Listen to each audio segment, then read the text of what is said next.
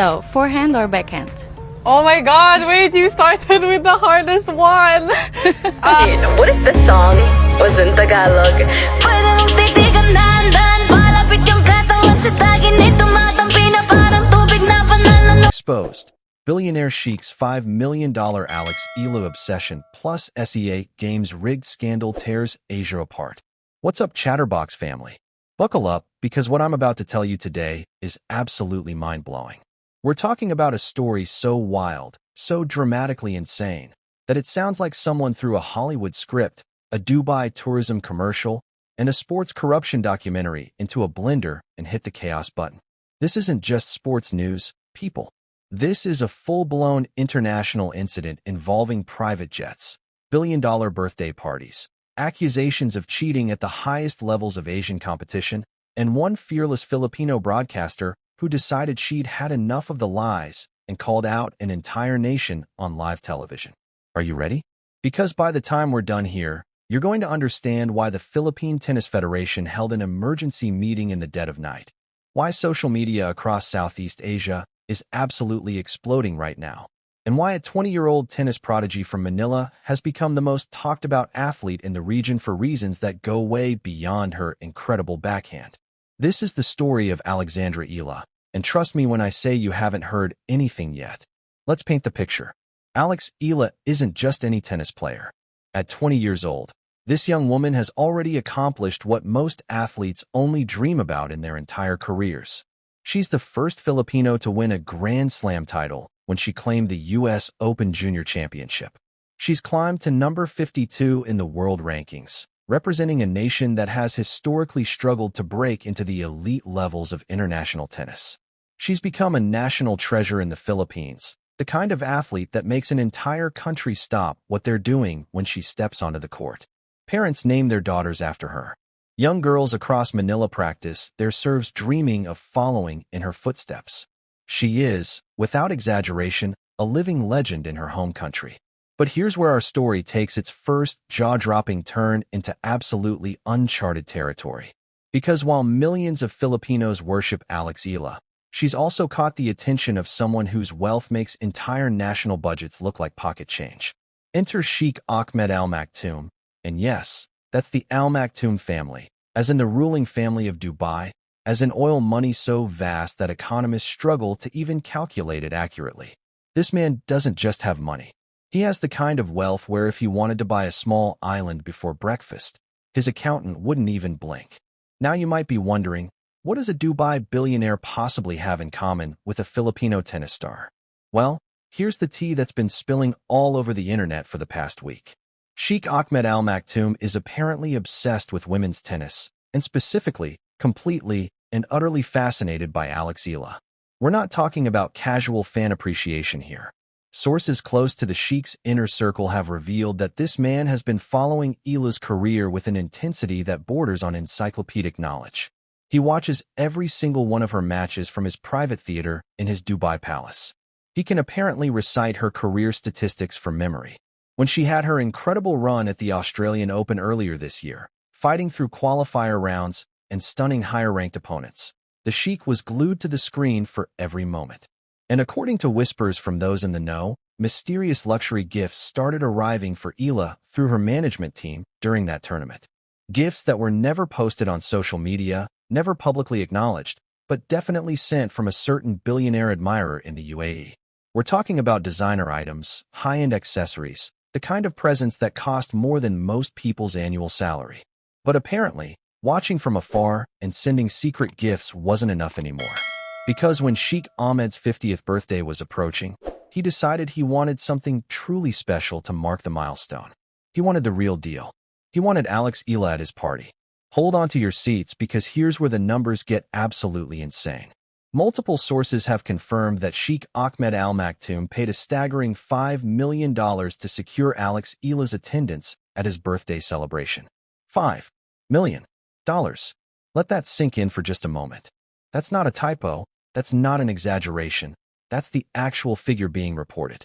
But this wasn't just an appearance fee like you might pay a celebrity to show up and smile for photos. Oh no, This was a complete package that sounds like every luxury fantasy you've ever imagined rolled into one incredible experience. The arrangement included a private Gulfstream jet chartered exclusively for Eala's use, flying her directly from Manila to Dubai in absolute first-class privacy. We're talking about a plane where she was the only passenger, where every single detail was customized to her preferences, where she didn't have to deal with a single second of airport security lines or customs delays or any of the normal headaches of international travel. The jet reportedly had her favorite foods prepared by a private chef, entertainment systems loaded with her favorite shows, and a crew whose only job was to ensure her complete comfort for the entire journey. But the luxury didn't stop when the plane landed. Upon arriving in Dubai, Eala was whisked away to the Burj Al Arab, which, for those who don't know, is quite literally the most luxurious hotel on planet Earth. This isn't a 5-star hotel. It's officially rated as a 7-star property, a rating that technically doesn't even exist in standard hotel classifications because they had to invent a new category just to describe how absurdly opulent this place is. And Eala wasn't just given a regular room. She was given the Royal Penthouse, a 2-story suite that normally costs over $25,000 per night. Let me describe what that kind of accommodation actually means. We're talking about floor-to-ceiling windows with panoramic views of the Arabian Gulf and the Dubai skyline. Gold-plated fixtures in the bathrooms, and I mean actual gold, not just gold-colored paint.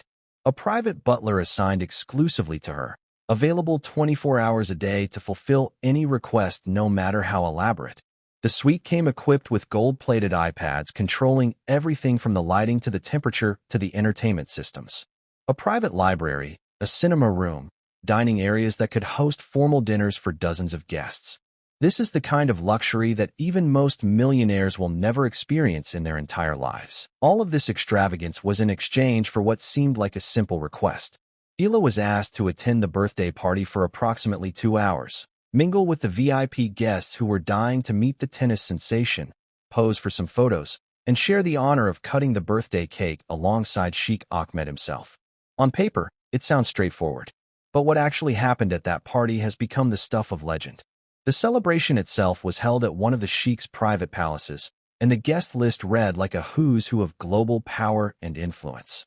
We're talking about members of various royal families from across the Middle East, business tycoons whose companies you use every single day without even realizing it, celebrities whose faces are recognized on every continent, and political figures whose decisions shape international policy.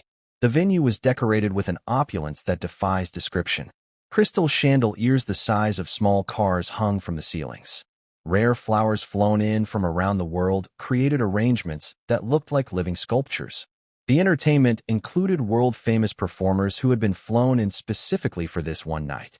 But according to multiple eyewitnesses who were at the event, the absolute highlight of the entire evening wasn't the spectacle or the celebrity performers or even the elaborate cake that probably cost more than most people's cars. It was Alexandra Eala herself. When the time came for speeches and toasts, Eala took the microphone, and what happened next apparently stopped the party in its tracks.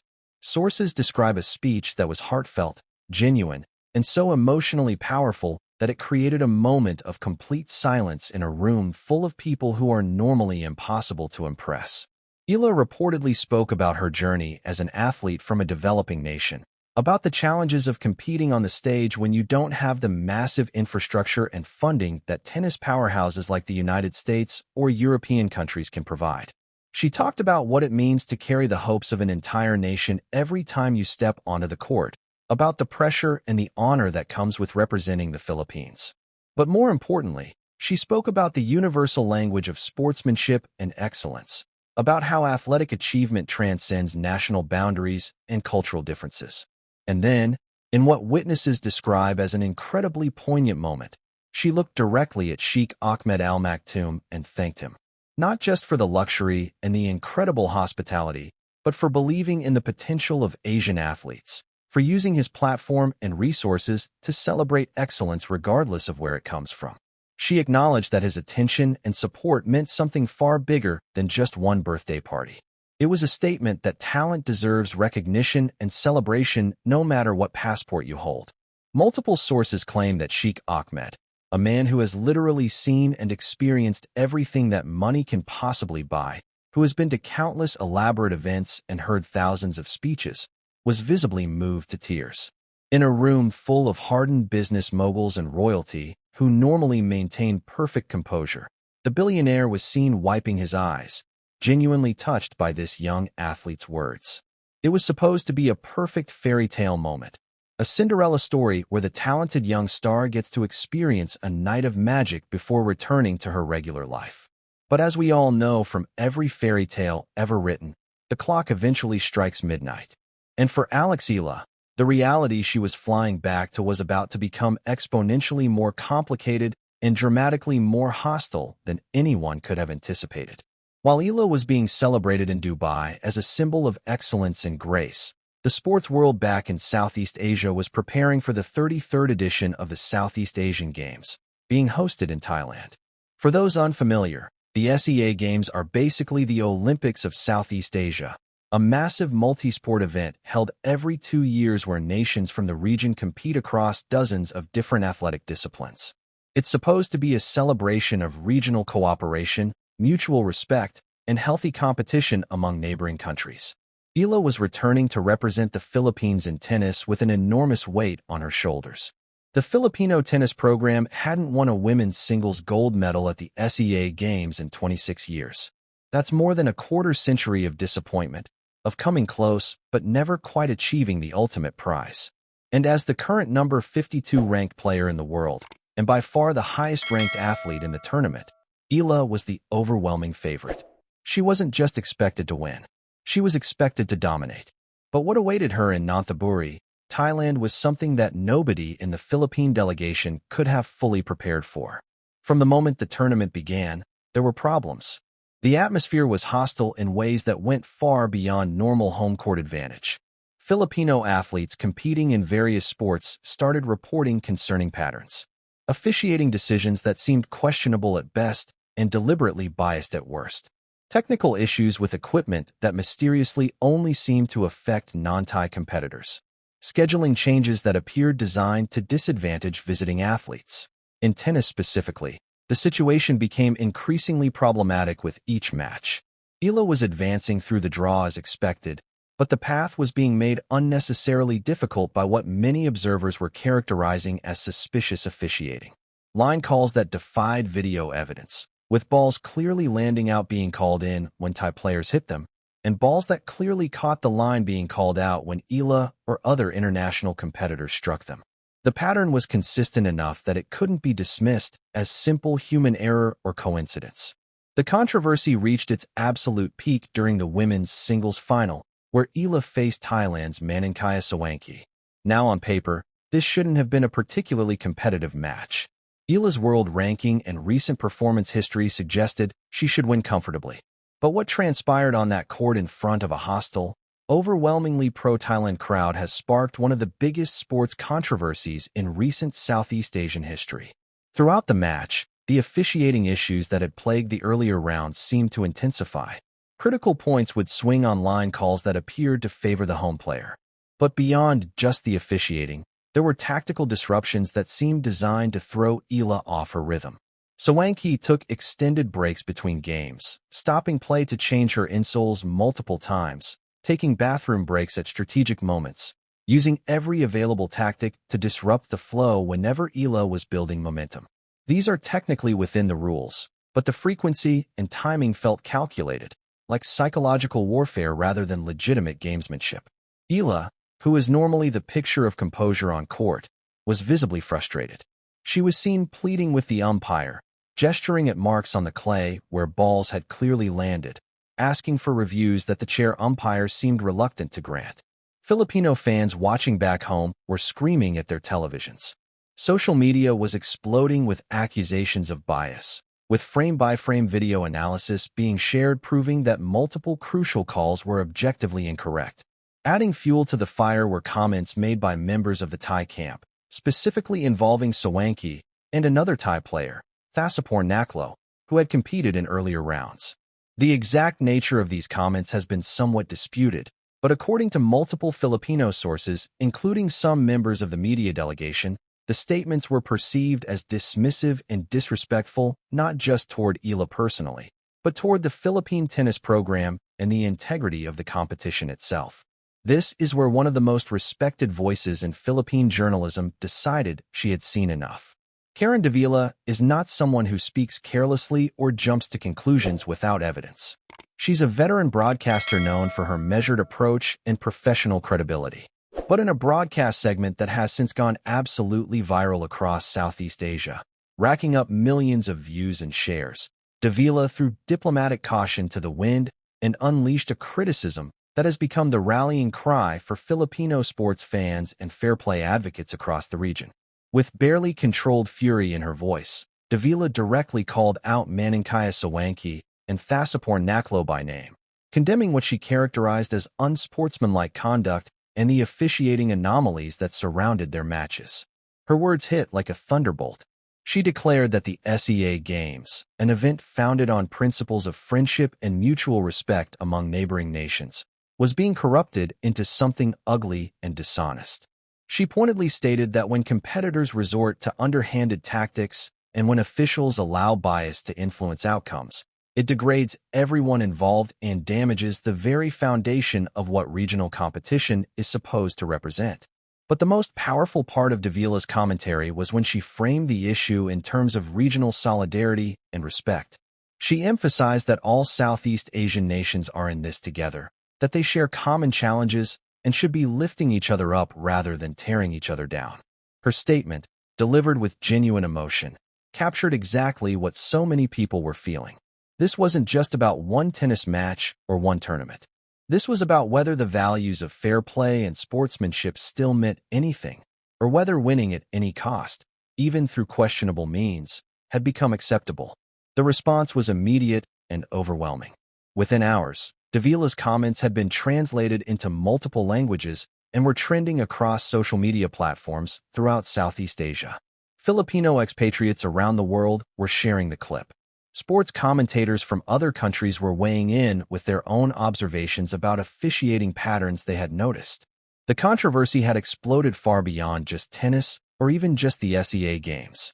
It had become a full-blown regional incident touching on issues of national pride, sporting integrity, and international relations. And here's the truly remarkable twist that nobody saw coming. Despite all the obstacles, despite the questionable officiating and the hostile environment, and the tactical disruptions, Alex Eala won. She absolutely dominated the final, defeating Sawanki with a crushing 6-1, 6-2 scoreline that left no doubt about who the better player was. No amount of bad line calls or bathroom breaks or crowd hostility could overcome the sheer gap in skill and determination.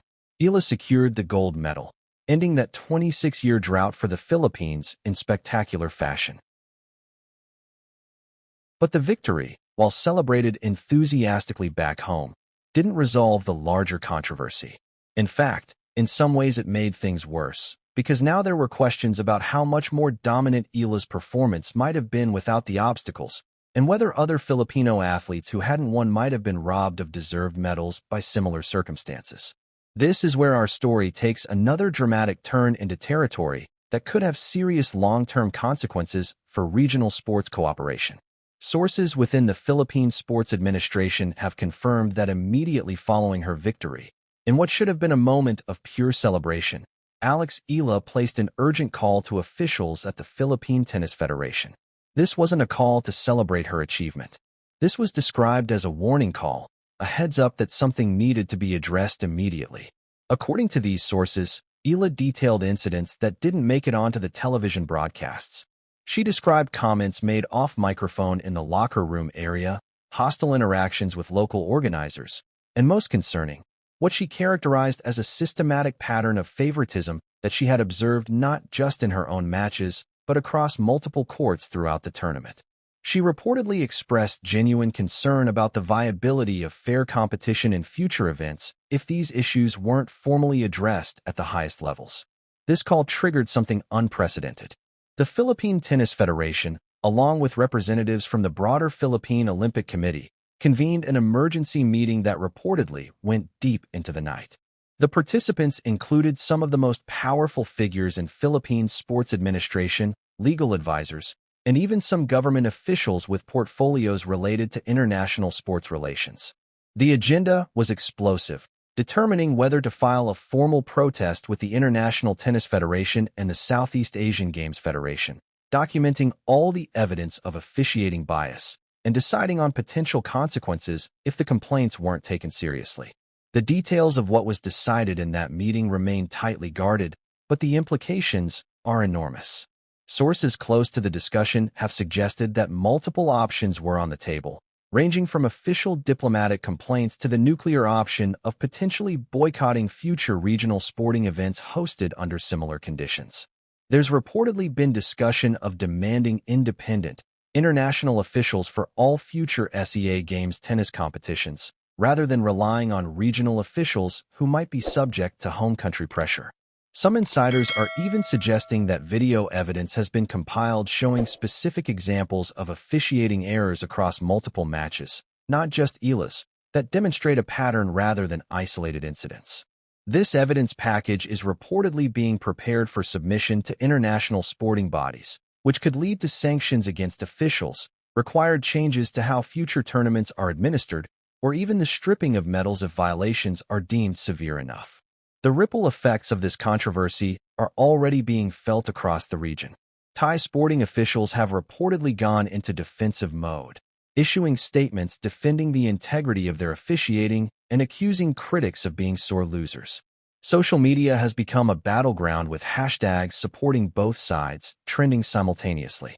Sports analysts are debating whether this represents an isolated incident or a symptom of larger problems with how regional competitions are administered. Some commentators are suggesting this could lead to a fundamental restructuring of how the SEA Games are organized and officiated going forward. And through all of this chaos, two images remain in sharp contrast. On one side, we have Alex Eala in that royal penthouse at the Burj Al Arab, being celebrated by one of the world's wealthiest men as a symbol of excellence and grace. Being treated like the champion, she is in an environment where talent and achievement are genuinely valued. On the other side, we have that same athlete just days later, standing on a tennis court in Thailand, fighting not just against her opponent, but against a system that seemed determined to deny her the victory she had clearly earned. The juxtaposition couldn't be more stark or more telling. In Dubai, Eala was recognized for what she truly is, a world-class athlete who has earned her place among the global elite through years of dedication and sacrifice. In Thailand, she was treated as a threat to be contained and undermined, her achievement seemingly less important than maintaining home country pride at any cost. The contrast speaks volumes about the current state of regional sports politics and the challenges that athletes from smaller nations face when competing against host countries with national agendas. As of right now, this story is still developing. The investigation being demanded by fans and hinted at by federation officials is looming on the horizon. There are legitimate questions that need answering. Will Swanky and Naklo face any consequences for their conduct, either the on-court tactics or the alleged disrespectful comments? Will the SEA Games Organizing Committee acknowledge the officiating problems and commit to reforms? Will international sporting bodies take the complaints seriously or dismiss them as regional politics? And perhaps most importantly, what concrete decisions came out of that emergency midnight meeting, and when will those decisions be made public? The broader implications extend far beyond just one tournament or one sport. This controversy has exposed tensions about fairness, nationalism, and the role of sports in regional diplomacy that have been simmering beneath the surface for years. It's forced uncomfortable conversations about whether the SEA Games can continue in their current format or whether fundamental reforms are needed to ensure that competition remains fair and that athletes from smaller nations can compete on a level playing field. For Alex Eala personally, she now stands as a symbol of two completely different narratives. To the Sheikh and his circle, she represents the best of what athletic achievement can be, worthy of celebration and $5 million tributes. To the broader sports community watching this controversy unfold, she represents an athlete who refused to be beaten down by unfair circumstances, who persevered through obstacles that shouldn't have existed, and who ultimately proved that true talent cannot be suppressed by biased officiating or hostile environments. All right, Chatterbox family, I want to hear from every single one of you on this absolutely wild situation. Do you think Karen Davila was right to call out those Thai players by name on national television? Or did she cross a line? What do you make of Sheikh Ahmed Al Maktoum's $5 million invitation? Is it a harmless gesture from a passionate fan with unlimited resources? Or does it raise questions about the increasingly commercial nature of modern sports? And most importantly, do you believe the SEA Games tennis competition was rigged? Or are critics overreacting to normal home court advantage? Sound off in the comments below, and let's get this conversation going. If you're Team Eala and think she's an absolute queen who handled this entire situation with grace and strength, drop a tennis ball emoji down below. If you think these games were absolutely rigged and that systematic reforms are desperately needed, drop that red flag emoji so we can see how many of you smell something fishy about this whole situation. If this story had you on the edge of your seat, absolutely smash that like button right now because it helps us bring you more explosive content like this. Hit that subscribe button and ring that notification bell so you never miss when we drop the next chapter of this developing scandal. Because trust me, this story is far from over and Chatterbox will be here with every update as it breaks. Share this video with everyone you know who loves sports, drama, or just can't resist a good controversy. Until next time, keep your eyes open, keep questioning what you're told, and keep chatting.